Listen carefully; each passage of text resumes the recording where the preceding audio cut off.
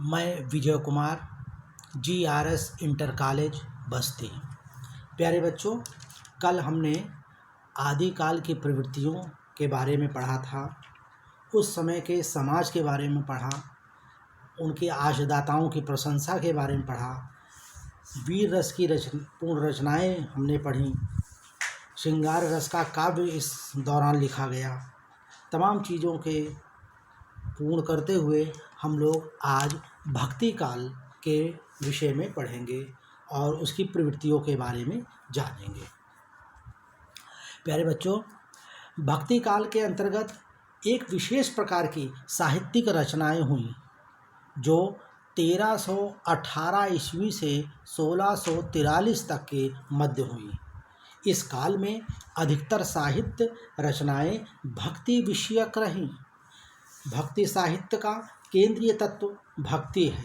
भक्ति साधना के 9 प्रकार बताए गए हैं और वह 9 प्रकार कौन कौन से हैं इसकी जानकारी आपको अवश्य रहनी चाहिए। वो है श्रवण, दूसरा है कीर्तन, तीसरा है स्मरण, चौथा है पाद सेवन, पांचवा है अर्चना, छठा है वंदना, सातवां है दास्य, आठवां है साख्य, नौवां है आत्मनिवेदन। प्यारे बच्चों, यह 9 प्रकार की साधना माने भक्ति साधना के 9 प्रकार 9 माध्यम बताए गए हैं। भक्ति काव्य के अंतर्गत 2 प्रकार के 2 विभागों में हम लोग इसको बांटते हैं। पहला है निर्गुण भक्ति काव्य, दूसरा है सगुण भक्ति काव्य। निर्गुण भक्ति काव्य में भी दो शाखाएं आती हैं। एक आती है ज्ञानाश्रयी शाखा, दूसरा है प्रेम मार्गी शाखा। प्यारे बच्चों, ज्ञान आश्रयी शाखा में कबीर, रैदास, नानक, दादू जैसे संत आए और वहीं पर प्रेम मार्गी शाखा के अंतर्गत जायसी जिन्होंने पद्मावत लिखी, कुतुबन जिन्होंने मृगावती लिखी, मंझन जिन्होंने मधुमालती लिखी। सगुण काव्य धारा के अंतर्गत 2 धाराएं उसमें भी निकल के आईं। पहला राम भक्ति शाखा और दूसरा कृष्ण भक्ति शाखा। प्यारे बच्चों, भक्ति काल के सभी कवि पहले भक्त थे। जितने भी थे, जो भी भक्ति काल के जो भी कवि रहे वह पहले भक्त थे, बाद में कवि बने और उन्होंने कविता करने के लिए रचनाएं नहीं की, बल्कि उनके उद्गार की कविता रूप में हमारे सामने विद्यमान है। ईश्वर के प्रति आस्था एवं सच्चे सरल हृदय से आराध्य का गुणगान ही काव्य के रूप में प्रतिफलित हुआ है।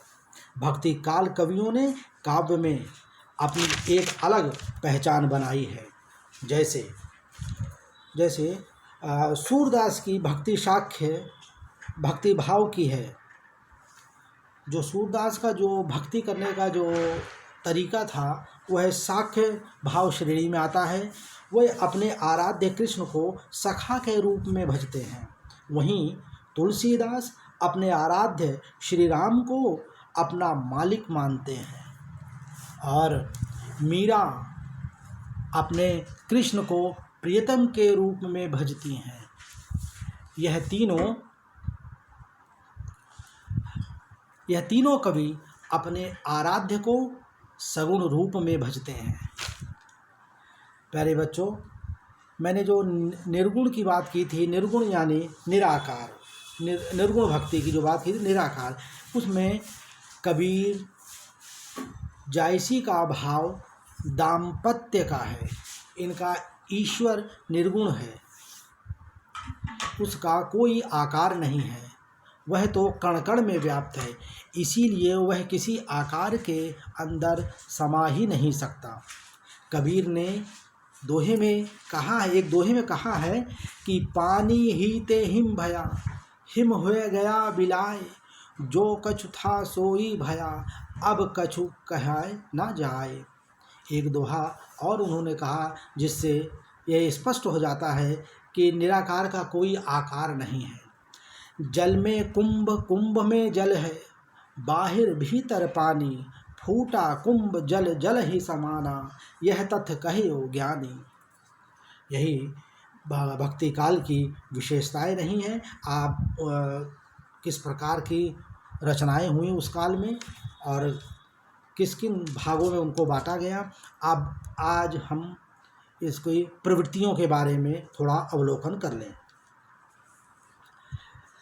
प्रवृत्तियां हैं, पहला है ईश्वर के प्रति उत्कट प्रेम। इस काल के दोनों ही धाराओं के कवियों अर्थात सगुण एवं निर्गुण ईश्वर के प्रति तीव्र प्रेम की ललक देखने को मिलती है। कबीर के एक दोहे से ही यह चरितार्थ हो जाता है। कबीर ने एक जगह कहा है कि आखड़िया झाई पड़ी, पंथ निहारी निहारी, जी भड़िया छाला पड़िया, राम पुकारी पुकारी। वहीं तुलसीदास भी अपने ईश्वर के प्रति अगाध प्रेम का परिचय देते हैं और कहते हैं कि एक भरोसो एक बल एक आस विश्वास, एक राम घन श्याम हित चाहत तुलसीदास। दूसरा है समानता का भाव। इस काल के अंतर्गत सभी को समान रूप से देखा गया, चाहे वह छोटा हो चाहे बड़ा, चाहे वह किसी भी वर्ण जाति का हो, सभी को एक समान दृष्टि से देखा गया। इस मार्ग में सांसारिक भेदभाव का कोई स्थान नहीं है।